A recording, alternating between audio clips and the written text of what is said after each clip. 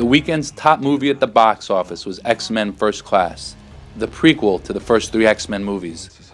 In case you forgot, in the first three movies in the long-running comic book series The Uncanny X-Men, a string of genetic mutations gives birth to a subspecies of humans endowed with superpowers, sparking fear in some military and political leaders. Ladies and gentlemen, the truth is that mutants are very real, and they are among us. We must know who they are, and above all, we must know what they can do. The good guy mutants are led by the wheelchair-bound telepathic Charles Xavier, aka Professor X, who is dedicated to coexistence between mutants and non-mutants.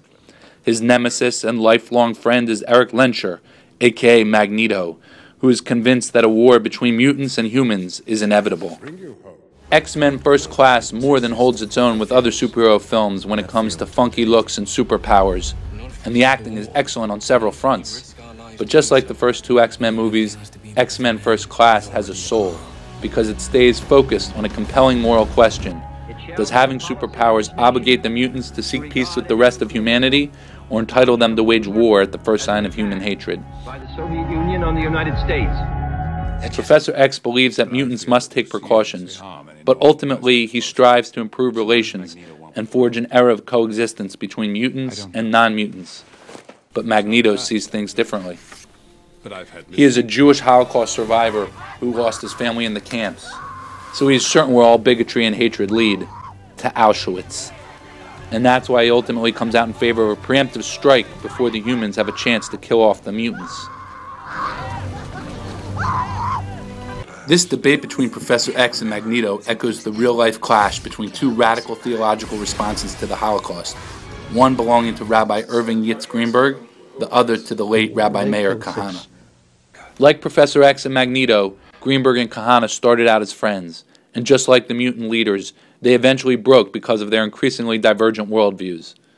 Magneto echoes Kahane, who founded the Jewish Defense League and the Kach Party in Israel. Kahane coined the term never again, arguing that Jews needed to strike hard at their enemies and isolate themselves from the non-Jewish world.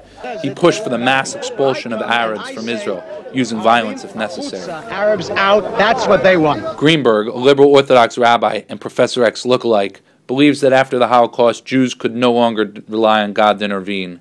They needed to assume full responsibility for their own protection, but also for perfecting the world. So yes, the Jewish people in Israel must be prepared to defend themselves, but when force is required, they must act within moral limits. They must take into account the suffering of non-Jews. When the first X-Men movie came out in 2000, real-world events seemed to be on Greenberg's side. The Israelis and Palestinians were seemingly on the brink of a final peace settlement, validating the hopes of those who argued for reconciliation. Fittingly, the first film ends with Professor X having the upper hand. Magneto is in a plastic prison, unable to utilize his power to manipulate metal and magnetic fields. Things had changed by the time the second X-Men film hit the theaters. First came the Intifada, then the attacks on 9/11. Kahane never seemed more right, and on cue, X2 took a dark turn, with a crazed military scientist who comes within seconds of committing a genocide against all of the mutants. Magneto's fears have been validated. This time, the movie ends with Professor X sending a warning to the President of the United States.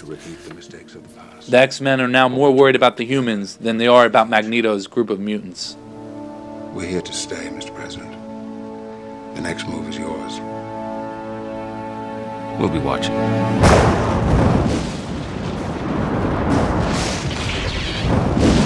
These days, the world seems stuck somewhere in between these realities.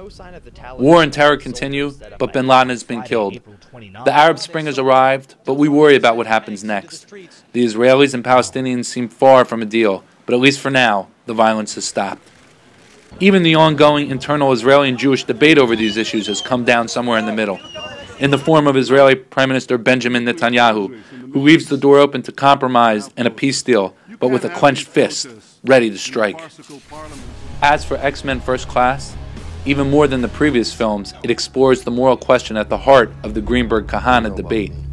It probes deeper into Magneto's Holocaust experiences and how they frame his attitudes toward humanity. We have a chance to be the better man. We already are. And Professor X is there to respond, preaching that with great power comes great responsibility, and warning of the self-destructive nature of anger and hate. Killing will not bring you peace. Peace was never an option.